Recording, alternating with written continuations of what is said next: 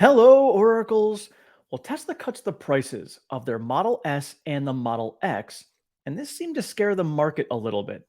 Tesla fell about 2% today based upon some of this news. But should they really be scared? This is something that Elon had mentioned at Investor Day last week, that the prices are too high and there's a lot of people that want to purchase Teslas and they just can't. And he has been mentioning all last year that they want to come down on their prices anyway. He has said himself that the prices of their vehicles are embarrassingly high. He wants to bring those down. This is all part of their plan anyway. So, we will take a look at that as well as some price increases on megapacks that should actually be exciting for the market, as that is an area that is going to be outgrowing and outpacing EVs in the future. So, we will discuss both of those and some more in just a minute.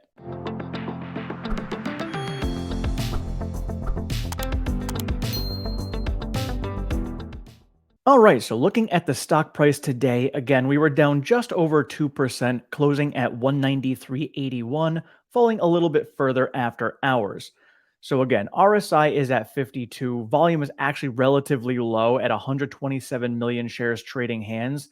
So now that Investor Day is done, the next big thing we have to wait for is going to be Q1 earnings. So that's going to be quite a ways off. We have about a month and a half before we get there.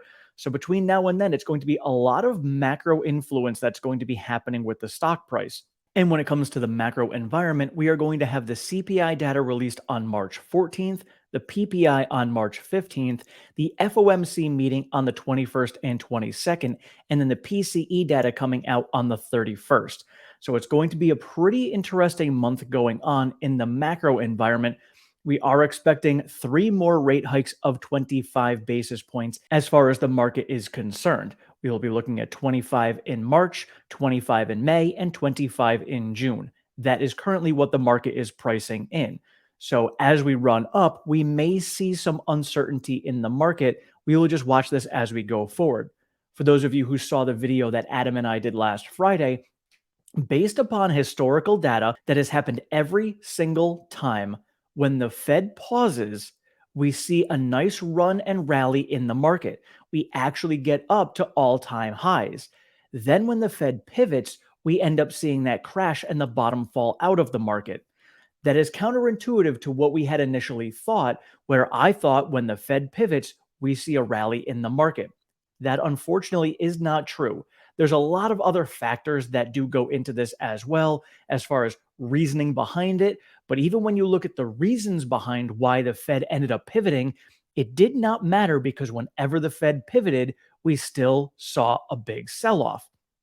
So, my take on this is we saw a massive sell off last year. We've been seeing a nice recovery going on so far this year. We might see some uncertainty for the next few Fed meetings. When the Fed pauses, we may actually see a rally.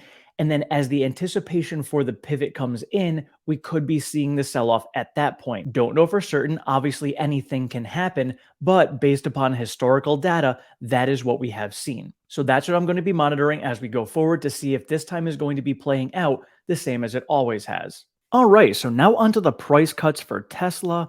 As Sawyer Merritt says here, breaking, Tesla has reduced the starting prices of the Model S and the Model X in the US. Model S all-wheel drive, $89,990, down from $94,990. The Model S Plaid, $109,990, down from $114,990. The Model X all-wheel drive, $99,990, down from $109,990. And the Model X Plaid, $109,990, down from $119,990. So some pretty significant price cuts coming to the Model S and the Model X here in the US. Now, a lot of this has to do with the fact that the Model Y and the Model 3 have been dropped in prices, so the demand for the S and the X isn't as strong. But again, the margins are still going to be perfectly fine. But again, as Dan Ives says here, Tesla cutting Model S and X prices, another smart strategic move by Musk and company.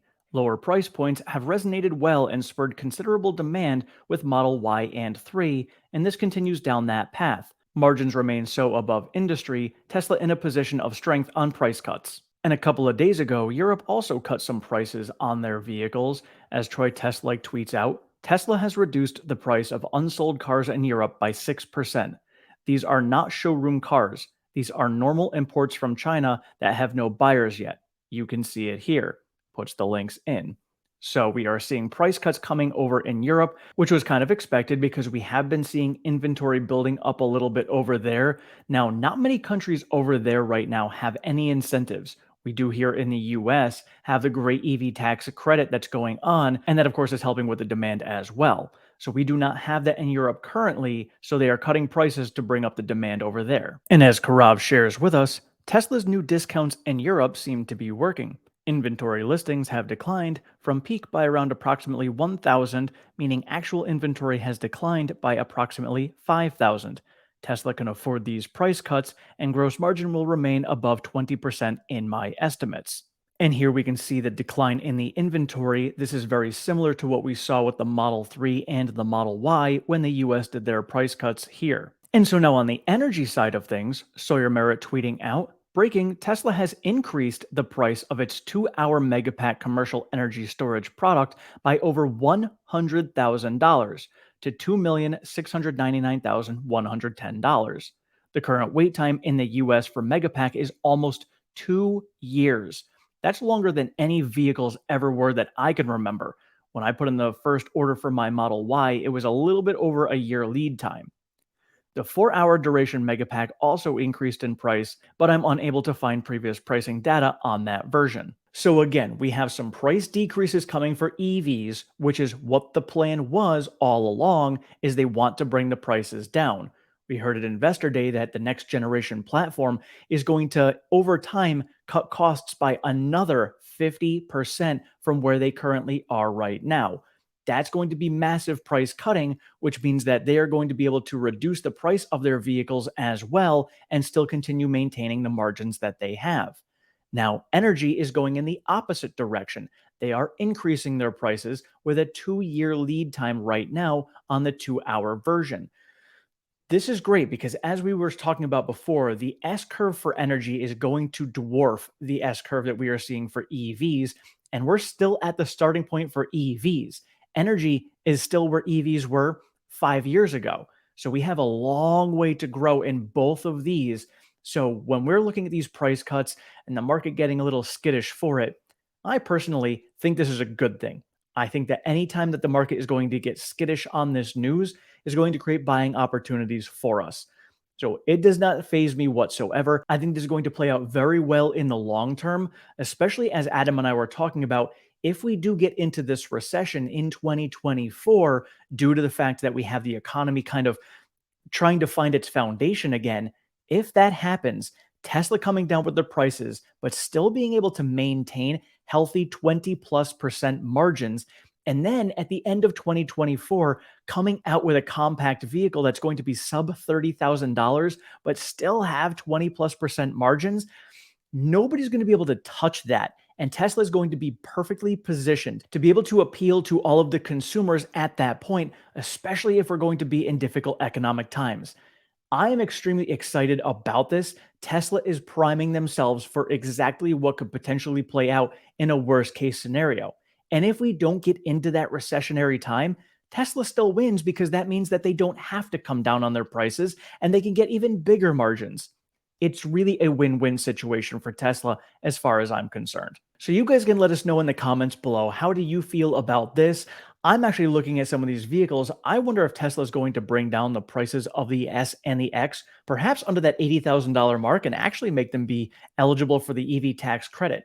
I don't know if they're going to get that far. There's still quite a ways to go to get down to that level, but just the fact that Tesla is able to do this, and they know their finances obviously better than any of us do, but if they feel comfortable doing this to kind of bring the demand up on things, knowing that they're still going to have enough money to come in to be able to do all of the things that they're going out to do, building Mexico, building other gigafactories, still continuing to expand their business.